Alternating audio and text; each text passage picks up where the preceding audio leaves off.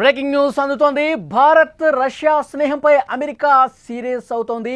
రష్యాతో డీల్స్ను తగ్గించుకోవాలని వార్నింగ్ ఇస్తోంది. ఆయుధాల కొనుగోలు సరైన పద్ధతిలో లేదు.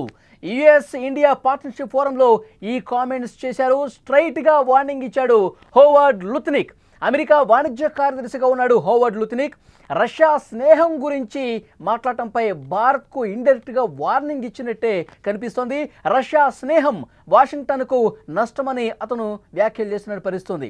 అమెరికా వాణిజ్య కార్యదర్శిగా ఉన్నటువంటి హోవర్డ్ లుత్నిక్ చేసినటువంటి వ్యాఖ్యలు ప్రస్తుతం దుమారం రేపుతున్నాయి. రష్యాతో స్నేహబంధాన్ని తెంచుకోండి, రష్యాతో మీ మిత్రత్వం ఇక కొనసాగకూడదు, మీరు ఏదైతే రష్యాతో చేస్తున్నటువంటి స్నేహం వాషింగ్టన్కి నష్టం కలిగించే విధంగా ఉందని చెప్పి ఆయన మాట్లాడుతున్నాడంటే రష్యా మిత్ర దేశాలన్నీ కూడా పూర్తిగా రష్యాకి దూరం జరగాలి, రష్యాని ఒంటరి చేయాలన్న ఒక ఉద్దేశం అమెరికాలో చాలా స్పష్టంగా కనిపిస్తుందని దీన్ని బట్టి మనం అర్థం చేసుకోవాలి. సో దీని గురించి మనం కొంత లోతుగా విశ్లేషించే ప్రయత్నం చేద్దాం. న్యూస్ రూమ్ నుంచి ఎడిటర్ తిరుమల్ లైవ్లో జాయిన్ అయ్యారు. తిరుమల్, ఏదైతే హోవర్డ్ లుత్నిక్ అమెరికా వాణిజ్య కార్యదర్శిగా ఉన్నాడో అతను చేస్తున్నటువంటి వ్యాఖ్యలు ఏ విధంగా అర్థం చేసుకోవాల్సిన అవసరం ఉంది? మళ్ళీ ఇక్కడ చాలా స్పష్టంగా ఒక విషయాన్ని అర్థం చేసుకోవాలి. హోవర్డ్ లుత్నిక్ మాట్లాడాడు అంటే ఆ మాటలు 100% డొనాల్డ్ ట్రంప్ మాట్లాడినట్టే లెక్క.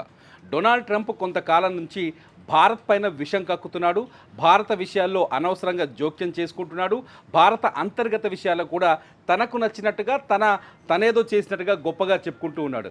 నిజానికి భారత్కి 1971కి ముందు నుంచే రష్యాకి మంచి సంబంధాలు ఉన్నాయి, మంచి స్నేహం ఉంది. నిజంగా చెప్పాలంటే భారత్కి నిజమైన స్నేహితుడు ఎవరు అంటే రష్యా అని చెప్పాలి.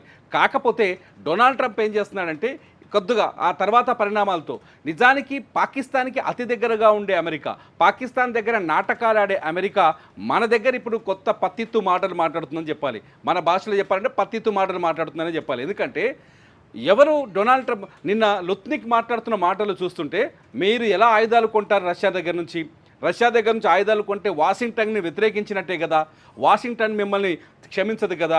నిన్ననే అల్యూమినియం అట్లాగే నిన్న రెండు ఐరన్ పైన అడ్డగోలు ఆంక్షలు విధించడానికి అమెరికా ప్రయత్నించింది.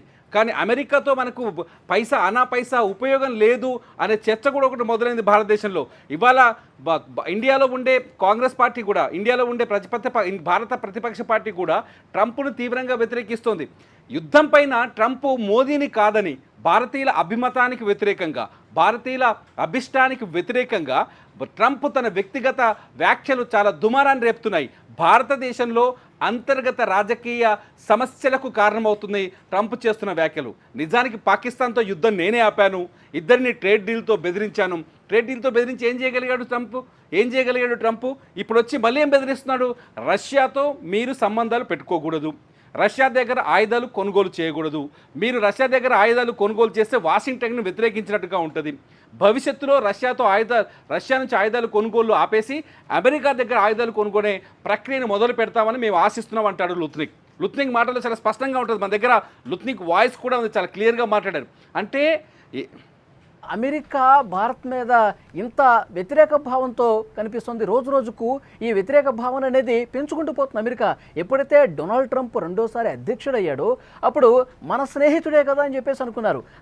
భారత్కు చాలా అనుకూలంగా మారే నిర్ణయాలు ఉంటాయని చెప్పి అందరూ భావించారు. చాలా హ్యాపీ ఫ్రెండ్షిప్ మోదీకి ట్రంప్కి ఉంటుందనుకున్నారు. కానీ ఆయన యాపిల్ సంస్థ భారత్లో పెట్టొద్దన్న దగ్గర నుంచి, ఆయన ఈ యుద్ధాన్ని నేనే ఆపానన్న దగ్గర నుంచి, ఇప్పుడు వాణిజ్య కార్యదర్శి మాటలు, ఇవన్నీ చూస్తే ఎందుకు ఈ రకమైనటువంటి పరిణామాలు వస్తున్నాయంటే ఏం చెప్తారు? ఒక విషయం చాలా స్పష్టంగా చెప్పాలి. యూరప్లో జరిగిన ఒక సర్వే కొన్ని భయంకరమైన నిజాన్ని బయటపెడుతుంది. ఏం చెప్తుంది అంటే మూడో ప్రపంచ యుద్ధం ఎంత కాలంలో వస్తుంది అని ప్రజల్ని అడిగినా కానీ, కొంత నిపుణుల్ని అడిగినా కానీ రాబోయే 10 సంవత్సరాలు అంటే 2030 లోపు ఖచ్చితంగా మూడో ప్రపంచ యుద్ధం మొదలైపోతుంది, సర్వనాశనం చేస్తుంది ప్రపంచాన్ని ఒక చర్చ ఉంది. ఈ విషయాన్ని అమెరికా చాలా బలంగా తీసుకుంటుంది, యూరప్ దేశాలు చాలా బలంగా తీసుకుంటున్నాయి. ఎందుకంటే నిన్న రష్యా ఉక్రెయిన్ మధ్య జరుగుతున్న 3 సంవత్సరాల వార్ ఖచ్చితంగా మూడో ప్రపంచం యుద్ధం వైపు మలుపు తిరిగే అవకాశాలు ఉన్నాయని ఎక్స్పర్ట్స్ చెప్తున్నారు. ఈ విషయాన్ని గుర్తుపెట్టుకోవాలి. ఒక్కసారి ఇంటర్నేషనల్ మీడియాలోకి వెళ్ళి ఒక్కసారి చూస్తే మనకు అర్థమవుతుంది. ఇది థర్డ్ వరల్డ్ వార్కి దారితీసే అవకాశాలు స్పష్టంగా ఉన్నాయని చెప్తుంది. ఒకవేళ అదే జరిగితే ఉక్రెయిన్కి అమెరికా మద్దతు ఇవ్వాల్సిన అవసరం ఏర్పడుతుంది. ఇప్పటికే అమెరికా ఉక్రెయిన్ని ప్రోత్సహిస్తుంది. యూరప్ దేశాల ఆధిపత్యాన్ని ప్రపంచం మీద రుద్దే ప్రయత్నం చేస్తుంది అమెరికా. యూరప్ దేశాలని ఎంటేసుకొని ప్రపంచం పైన అజమాయిషీని చెలాయించే ప్రయత్నం చేస్తుంది అమెరికా. అందుకే ఉక్రెయిన్కి ఈ యుద్ధంలో, చిన్న దేశమైన ఉక్రెయిన్కి ఈ యుద్ధంలో ఇంత సాంకేతికత, ఇంత ఆయుధాలు, ఇంత సైన్యాన్ని సహకారం చేస్తుంది ఎవరు? దొంగతనంగా నాటో కాదా? దొంగతనంగా ఈ అమెరికా కాదా?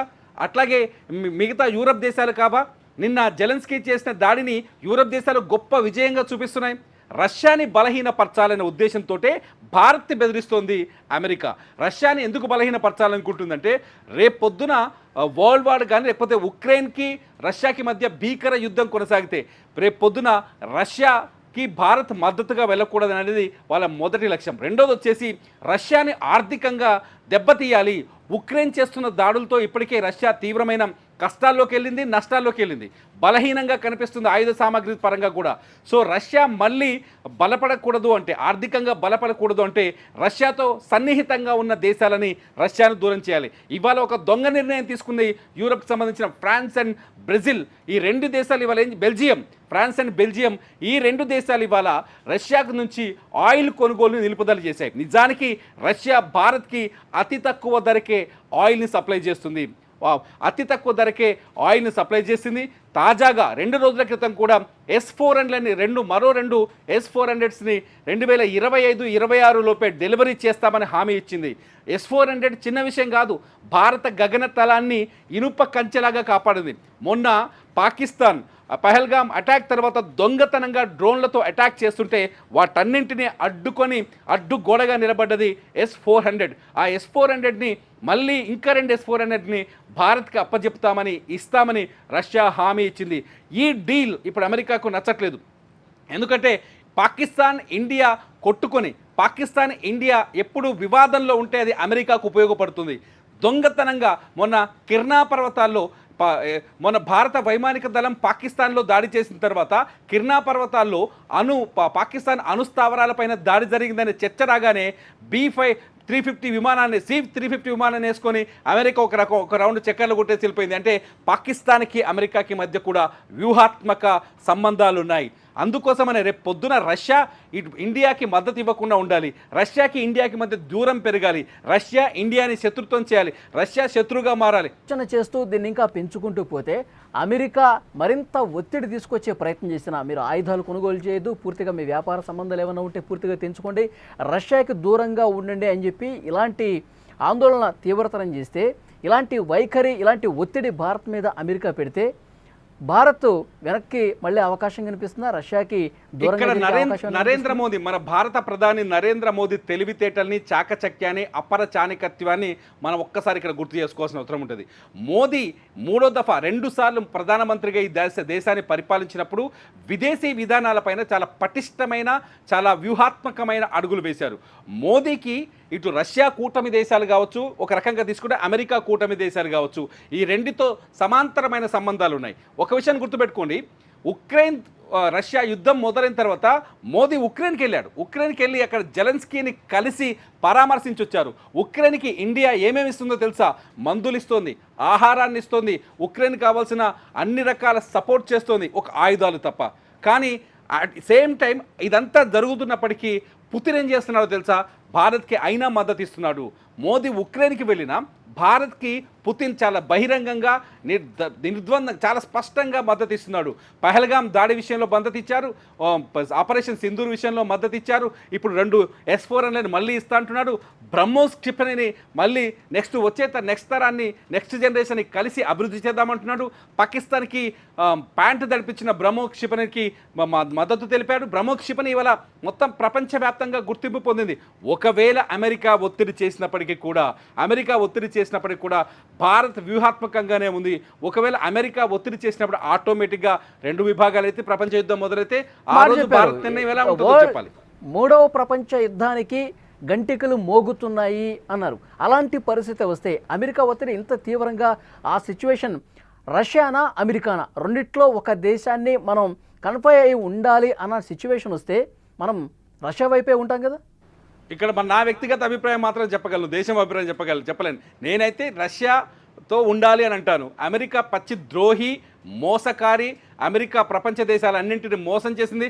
ఆఫ్ఘనిస్తాన్లో నేను వ్యక్తిగతంగా నాకు నచ్చింది ఏంటంటే నాకు అమెరికా మీద వ్యతిరేకత రావడానికి మొదటి కారణం ఏంటంటే ఆఫ్ఘనిస్తాన్లో తాలిబాన్లతో 20 ఏళ్ళు యుద్ధం చేసిన అమెరికా నట్టనడిన అక్కడి ప్రజల్ని అంటే ఒక సామ్రాజ్యాన్ని నిర్వీర్యం చేసి తాలిబాన్ సామ్రాజ్యాన్ని నిర్వీర్యం చేసి విజయానికి చేరువలో వచ్చిన 20 ఏళ్ల పాటు యుద్ధం చేసి విజయానికి చేరువలో వచ్చి అక్కడి ప్రజలకు స్వతంత్రాన్ని ఇస్తుందనే నమ్మకంతో అక్కడి ప్రజలు అమెరికాతో కలిసిపోయి పనిచేస్తే అటువంటి ప్రజల్ని నట్టేట వదిలేసి రాత్రికి రాత్రి వెళ్ళిపోయింది అమెరికా.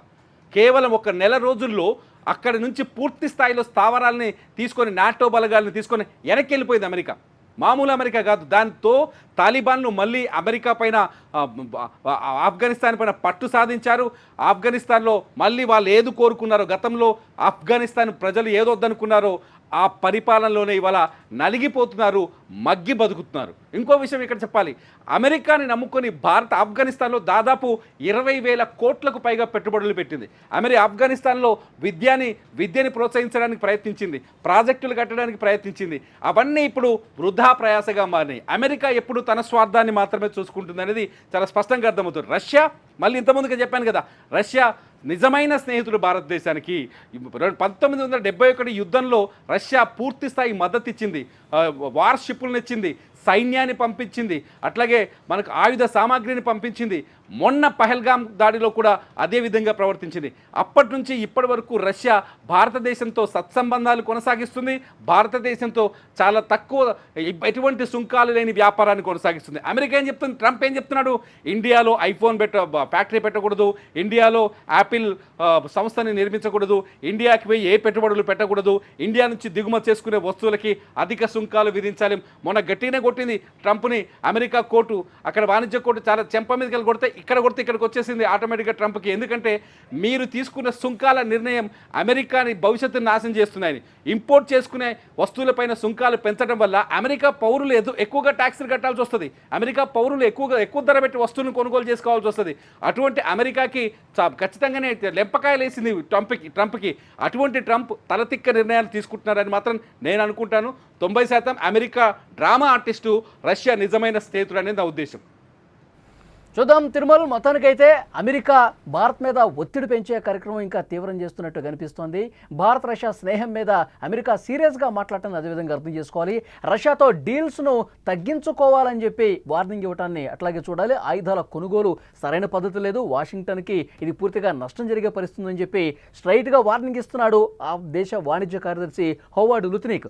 సో ఈ వ్యాఖ్యలన్నీ క్లియర్గా అబ్జర్వ్ చేస్తే మాత్రం అమెరికా భారత్ మీద ఒత్తిడి తీసుకొస్తుంది. రష్యాతో ఉన్న సంబంధాలు తెరుచుకోండి, మూడో ప్రపంచ యుద్ధం ఒకవేళ అనివార్యమైతే గనక రష్యాని ఒంటరి చేసే ఉద్దేశంతో ఇప్పటి నుంచే పావులు కదుపుతున్నటువంటి పరిస్థితి.